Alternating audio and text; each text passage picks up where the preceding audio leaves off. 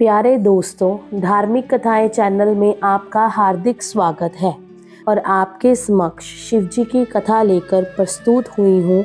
आशा करूँगी कि आप सबको ये कथा अच्छी लगेगी और आप इसको ध्यान से सुनेंगे। एक बार की बात है, एक बहुत धनवान साहूकार था जिसके घर धन आदि किसी प्रकार की कमी नहीं थी, परंतु उसको एक दुख था कि उसका कोई पुत्र नहीं था। वह इसी चिंता में रात दिन रहता था। वह पुत्र की कामना के लिए प्रति सोमवार को शिव जी का व्रत और पूजन किया करता था तथा सायंकाल को शिव मंदिर में जाकर शिव जी के श्री विग्रह के सामने दीपक जलाया करता था। उसके इस भक्ति भाव को देखकर एक समय श्री पार्वती जी ने शिव जी महाराज से कहा कि महाराज, यह साहूकार आपका अनन्य भक्त है और सदैव आपका व्रत और पूजन बड़ी श्रद्धा से करता है। इसकी मनोकामना पूर्ण करनी चाहिए। शिव जी ने कहा, हे पार्वती, यह संसार कर्म क्षेत्र है। जैसे किसान खेत में जैसा बीज बोता है वैसा ही फल काटता है, उसी तरह इस संसार में प्राणी जैसा कर्म करते हैं वैसा ही फल भोगते हैं। पार्वती जी ने अत्यंत आग्रह से कहा, महाराज, जब यह आपका अनन्य भक्त है और इसको अगर किसी प्रकार का दुख है तो उसको अवश्य दूर करना चाहिए, क्योंकि आप सदैव अपने भक्तों पर दयालु होते हैं और उनके दुखों को दूर करते हैं। यदि आप ऐसा नहीं करेंगे तो मनुष्य आपकी सेवा तथा व्रत क्यों करेंगे। पार्वती का ऐसा आग्रह देख शिवजी महाराज कहने लगे, हे पार्वती, इसके कोई पुत्र नहीं है। इसी चिंता में यह अति दुखी रहता है। इसके भाग्य में पुत्र ना होने पर भी मैं इसको पुत्र की प्राप्ति का वर देता हूँ, परंतु यह पुत्र केवल 12 वर्ष तक जीवित रहेगा। इसके पश्चात वह मृत्यु को प्राप्त हो जाएगा। इससे अधिक मैं इसके लिए कुछ और नहीं कर सकता। यह सब बातें साहूकार सुन रहा था। इससे उसको ना कुछ प्रसन्नता हुई और ना ही कुछ दुख हुआ। वह पहले जैसा ही शिवजी महाराज का व्रत और पूजन करता। कुछ काल व्यतीत हो जाने पर साहूकार की स्त्री गर्भवती हुई और 10वें महीने में उसके गर्भ से अति सुंदर पुत्र की प्राप्ति हुई। साहूकार के घर में बहुत खुशी मनाई गई, परंतु साहूकार ने उसकी केवल 12 वर्ष की आयु जान कोई अधिक प्रसन्नता प्रकट नहीं की और ना ही किसी को भेद ही बताया। जब वह बालक 11 वर्ष का हो गया तो उस बालक की माता ने उसके पिता से विवाह आदि के लिए कहा, तो वह साहूकार कहने लगा कि अभी मैं इसका विवाह नहीं करूंगा, अपने पुत्र को काशी जी पढ़ने के लिए भेजूंगा। फिर साहूकार ने अपने साले अर्थात बालक के मामा को बुला उसको बहुत सा धन देकर कहा, तुम इस बालक को काशी जी पढ़ने के लिए ले जाओ और रास्ते में जिस स्थान पर भी जाओ यज्ञ करते और ब्राह्मणों को भोजन कराते जाओ। वह दोनों मामा भांजे यज्ञ करते और ब्राह्मणों को भोजन कराते जा रहे थे। रास्ते में उनको एक शहर पड़ा।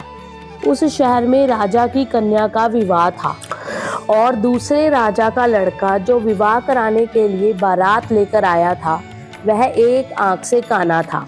उसके पिता को इस बात की बड़ी चिंता थी कि कहीं वर को देख कन्या शादी से मना ना कर दे, किसी प्रकार की अड़चन पैदा ना कर दे।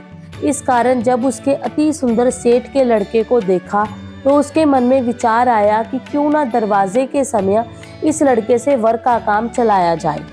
ऐसा विचार कर वर के पिता ने उस लड़के और मामा से बात की तो वे राजी हो गए। फिर उस लड़के को वर के कपड़े पहना तथा घोड़ी पर चढ़ा दरवाजे पर ले गए और सब कार्य प्रसन्नता से पूर्ण हो गया। फिर वर के पिता ने सोचा कि यदि विवाह कार्य भी इसी लड़के से करा लिया जाए तो क्या बुराई है। ऐसा विचार कर लड़के और उसके मामा ने कहा, यदि आप फेरों का और कन्यादान के काम को भी करा दें तो आपकी बड़ी कृपा होगी। मैं इसके बदले में आपको बहुत सा धन दूंगा। विवाह कार्य भी अच्छी तरह से संपन्न हो गया, परंतु जिस समय लड़का जाने लगा तो उसने राजकुमारी की चुंदड़ी के पल्ले पर लिखा कि तेरा विवाह तो मेरे साथ हुआ है, परंतु जिस राजकुमार के साथ तुमको भेजेंगे वह एक आंख से काना है। मैं काशी जी पढ़ने जा रहा हूँ। लड़के के जाने के पश्चात राजकुमारी ने जब अपनी चुंदड़ी पर ऐसा लिखा हुआ पाया तो उसने राजकुमार के साथ जाने से मना कर दिया और कहा कि यह मेरा पति नहीं है, वह तो काशी जी पढ़ने गया है। राजकुमारी के माता पिता ने अपनी कन्या को विदा नहीं किया और बारात वापस चली गई। उधर सेठ का लड़का और उसके मामा काशी जी पहुंच गए। वहां जाकर उन्होंने यज्ञ किया और पढ़ना शुरू कर दिया। जब लड़के की आयु 12 साल की हो गई तो उन्होंने यज्ञ रचा रखा था कि लड़के ने अपने मामा से कहा, मामा जी आज मेरी तबीयत कुछ ठीक नहीं है। मामा ने कहा, अंदर जाकर सो जाओ। लड़का अंदर जाकर सो गया और थोड़ी देर में उसके प्राण निकल गए। जब उसके मामा ने आकर देखा तो वह मुर्दा पड़ा है, तो उसको बहुत दुख हुआ और उसने सोचा कि अगर मैं अभी रोना पीटना मचा दूंगा तो यज्ञ का कार्य अधूरा रह जाएगा। अंत उसने जल्दी से यज्ञ का कार्य समाप्त कर ब्राह्मणों को जाने के बाद रोना पीटना आरंभ कर दिया। संयोगवश उसी समय शिव पार्वती जी उधर से जा रहे थे। जब उन्होंने जोर जोर से रोने की आवाज सुनी तो पार्वती जी कहने लगी, महाराज कोई दुखिया रो रहा है, इसके कष्ट को दूर कीजिए। जब शिव पार्वती के पास जाकर देखा तो वहां एक लड़का मुर्दा पड़ा था। पार्वती जी कहने लगी, महाराज यह तो वही सेठ का लड़का है जिसको आपने वरदान दिया था। तो शिवजी बोले, पार्वती ये अपनी आयु भोग चुका है। तो पार्वती माता बोली, हे महाराज इस बालक को और आयु दो, नहीं तो इसके माता पिता तड़प तड़प कर मर जाएंगे।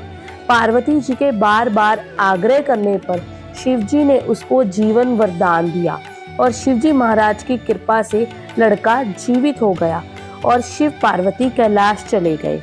वह लड़का और मामा उसी तरह यज्ञ करते और ब्राह्मणों को भोज कराते हुए आगे बढ़ने लगे। रास्ते में वे उस शहर में आए जहां उसका विवाह हुआ था। वहां पर आकर उन्होंने यज्ञ आरंभ कर दिया तो उस लड़के के ससुर ने उसको पहचान लिया और अपने महल में ले गए और उसकी बहुत खातिरदारी की। साथ ही बहुत सी दास दासियां सहित आदर पूर्वक लड़कियों जमाई को विदा किया। जब वे शहर के निकट आए तो मामा ने कहा कि मैं पहले जाकर खबर देता हूँ। जब उस लड़के का मामा घर पहुंचा तो लड़के के माता पिता छत पर बैठे थे। यह प्रण कर रखा था कि यदि हमारा पुत्र सकुशल लौट आया तो हम राजी खुशी नीचे आ जाएंगे, नहीं तो छत से गिरकर अपने प्राण दे देंगे। इतने में उस लड़के के मामा ने आकर यह समाचार दिया कि आपका पुत्र आ गया है। उनको विश्वास न आया।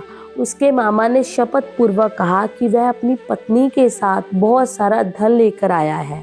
तो सेठ ने अपनी पत्नी के साथ अपने पुत्र और वधू का स्वागत किया।